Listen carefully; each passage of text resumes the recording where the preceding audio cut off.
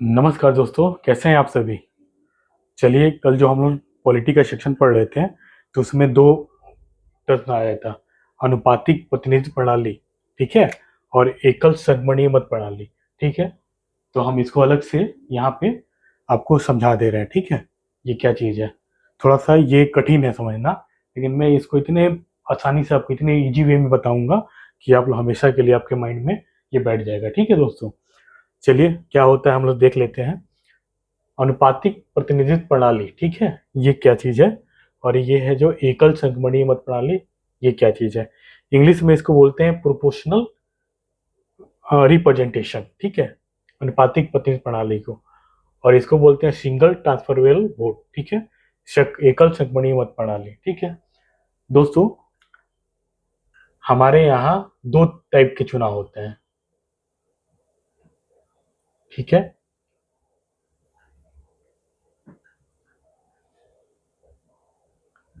एक तो होता है डायरेक्ट, जिसको हम लोग प्रत्यक्ष, और एक होता है इनडायरेक्ट, अप्रत्यक्ष, ठीक है। तो डायरेक्ट चुनाव क्या होता है, जिसमें जनता डायरेक्ट भाग लेती है, ठीक है। तो इसके तहत एमपी, एमएलए का चुनाव होता है। एमपी एमएलए का इसके तहत चुनाव किया जाता है, ठीक है। इनडायरेक्ट के तहत इसमें आपके प्रेसिडेंट आ जाएंगे, इसमें आ जाएंगे वाइस प्रेसिडेंट आ जाएंगे, राष्ट्रपति, उपराष्ट्रपति और राज्यसभा, ठीक है। ये तीन का चुनाव जो होता है इनडायरेक्ट रूप से होता है, ठीक है। तो हमको ये डायरेक्ट चुनाव जो होता है ये समझना बहुत आसान है, ठीक है, क्योंकि जनरली हम लोग सब लोग कहीं ना कहीं से जुड़े रहते हैं, ठीक है। तो ये बहुत आसान होता है। इसमें एक सिस्टम होता है,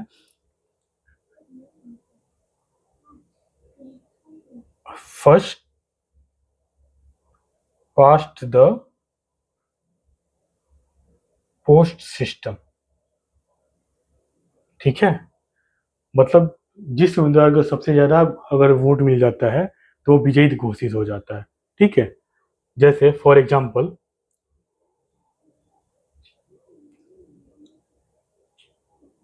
जैसे हम लोग देख लेते हैं कि मान लीजिए कोई एक क्षेत्र है, ठीक है, कोई एक क्षेत्र है, ठीक है, जहां से चार लोग चुनाव में उठ रहे हैं, ए, बी, सी, डी, ठीक है। तो मान लीजिए कि 100 मतदाता है, ठीक है। ये क्षेत्र क्या, मान लीजिए क्लासरूम है, क्लासरूम में 100 स्टूडेंट हैं, ठीक है। उसमें से जो है चार कैंडिडेट जो है उनका चुनाव करना है, चार का, ठीक है। तो कैसे इनका होगा, तो मान लीजिए कि चार लोग जो उठे हैं उनमें एक को मिला है 40 वोट मिला है, बी को मिला है 30 मिला है, 40 30 70, सी को 20 मिला है, डी को मान लीजिए 10 मिला है, ठीक है। तो इसमें क्या होता है कि ये सबसे आसान है, ए को 40 मिला है मतलब ये क्या हो जाएगा, ये विजयी हो जाएगा, ठीक है। इसमें ये जरूरी नहीं है कि बहुमत चाहिए। बहुमत का मतलब क्या है कि 100 लोग हो गए तो उसका 50+1 होता है। तो 100 का आधा कितना हो जाएगा, 50+1 मतलब 51 जो है बहुमत है, ठीक है। बहुमत इसमें किसी को नहीं मिल रहा है, लेकिन इन चारों में एक को सबसे ज्यादा वोट मिला है, ठीक है। इसको 40 वोट मिले हैं, इसलिए क्या होगा कि ये जो हो गया ये विजयी हो गया, ठीक है, ये विजेता हो गया, ठीक है। तो ये होता है first past the post system, ठीक है। ये डायरेक्ट में होता है, ठीक है। अब इनडायरेक्ट में हम देख लेते हैं। इनडायरेक्ट में क्या होता है, चलिए मिटा के,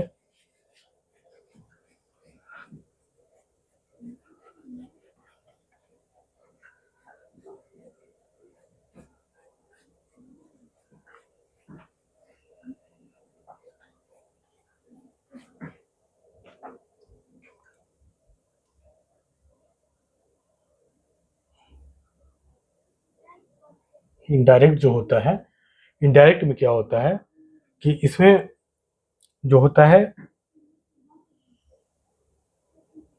आनुपातिक प्रतिनिधित्व प्रणाली में बहुमत चाहिए होता है, ठीक है। बहुमत मतलब 50% प्लस 1, ठीक है। ये बहुमत चाहिए होता है। जिस उम्मीदवार को बहुमत मिल जाएगा वो विजयी घोषित हो जाएगा, ठीक है। और जो जितने कैंडिडेट चुनाव लड़ रहे हैं, ठीक हो, उनको हम लोग समानुपात या वरीयता क्रम में उनको क्रम दिया जाता है। जैसे एग्जाम्पल, ठीक है, मान लीजिए कि इसमें भी क्या है, क्लासरूम में 100 लोग हैं, 4 कैंडिडेट हैं, ए बी सी डी, ठीक है, 4 कैंडिडेट हैं, इनको हमको वोटिंग करना है, ठीक है। तो इसमें जो है, मान लीजिए कि हम आते हैं तो हमको, ये पहला आदमी है, हम है, ठीक है, हमको इनको वोट करना है, तो हमको सबको देना है, ए बी सी डी जो 4 कैंडिडेट उठे हैं सबको हमको वरीयता क्रम में देना है, ठीक है। इसी को हम लोग क्या कहते हैं, अनुपातिक प्रतिनिधित्व कहते हैं, ठीक है। तो हम मान लीजिए कि ए को हम 1 नंबर पे रख लेते हैं, बी को 3 नंबर पे रख लेते हैं, सी को 4 नंबर पे रख लेते हैं, डी को 2 नंबर पे। हमने ये वरीयता क्रम दे दिया। लेकिन आपने देखा था कि डायरेक्ट जो चुनाव हो रहा था उसमें 4 कैंडिडेट अगर उठे हैं, जैसे आप देखते हैं विधायक का, एमपी का चुनाव होता है या गांव का मुखिया का चुनाव होता है, अगर उसमें अगर 4 कैंडिडेट उठे हैं और चारों को हम लोग अगर ऐसे वोट कर दें तो क्या होगा, वोट तो रद्द हो जाता है। लेकिन यहाँ पे क्या होता है, समानुपातिक या अनुपातिक प्रतिनिधित्व में ये होता है कि चारों को जो है आपको वरीयता क्रम में देना होता है, ठीक है दोस्तों। यही मुख्य अंतर है इसमें, ठीक है।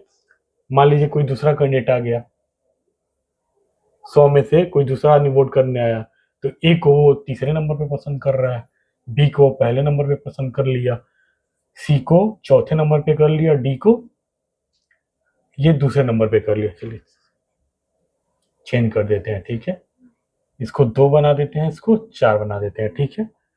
कोई थर्ड आदमी आया, ठीक है, थर्ड आदमी आया तो वो क्या किया, इनको दे दिया चौथे नंबर पे, दे दिया इनको, इनको दे दिया दूसरे नंबर पे, इनको दे दिया पहले नंबर पे, इनको दे दिया तीसरे नंबर पे, ठीक है। अब कोई चौथा कैंडिडेट आया,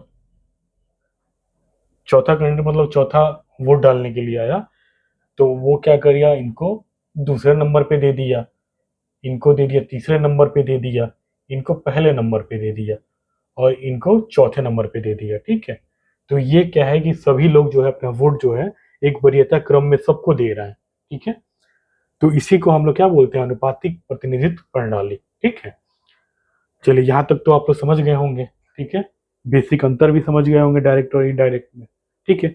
अब इनकी क्या है कि कैसे इनका मतगणना कैसे होता है मतों का, ठीक है, ये हम लोग देख लेते हैं। तो प्रथम चरण की मतगणना, ठीक है, प्रथम चरण मत गणना, ठीक है, ए बी सी डी, ठीक है, ये 4 कैंडिडेट हैं, ठीक है। तो प्रथम चक्र की गणना मतगणना में क्या करते हैं कि जिसको जो है प्रथम वरीयता जिसको मिला रहता है वो यहाँ पे हम लोग नोट करेंगे, ठीक है। तो मान लीजिए 100 टोटल लोग थे, 100 थे, तो इसका क्या है कि बहुमत कितना हो गया, 51 वोट किसी को मिल जाएगा चारों में, तो वो क्या हो जाएगा, विजयी हो जाएगा, ठीक है। तो हम देखते हैं कि ए को प्रथम चरण की मतगणना मतलब फर्स्ट वरीयता में कितने लोग वोट किए हैं, ठीक है। तो फर्स्ट वरीयता में ए को मान लीजिए 45 लोग किए हैं, बी को 30 लोग किए हैं, सी को 15 लोग किए हैं और डी को 10 लोग वोट किए हैं, ठीक है। ये प्रथम वरीयता में, ठीक है। तो अब इस किसी में देखिए चारों में सबसे ज्यादा तो ए को मिला है, ठीक है, लेकिन ये अभी विजेता घोषित नहीं हुआ है क्योंकि यहाँ पे जो है टोटल बहुमत का 50+1 चाहिए, मतलब जिसको 51 सीट मिलेगा, 51 वोट मिलेगा, वही क्या होगा, विजेता होगा। तो यहाँ पे अभी कोई विजेता नहीं बना है। तो प्रथम चक्र की गणना में अभी यहाँ पे कोई विजेता नहीं निकल के आया। तो जो सबसे कम जिसको वोट मिला है उसको हम लोग चुनाव से बाहर कर देते हैं। ठीक है, तो डी को सबसे कम मिला है तो इसको हम लोग बाहर कर देंगे। तो डी को जो 10 लोग जो थे, जो फर्स्ट वरीयता दिए हैं, वो किसी ना किसी को सेकंड वरीयता दिए होंगे। अब वो हम लोग नोट कर लेते हैं। तब आएगा द्वितीय चक्र की गणना।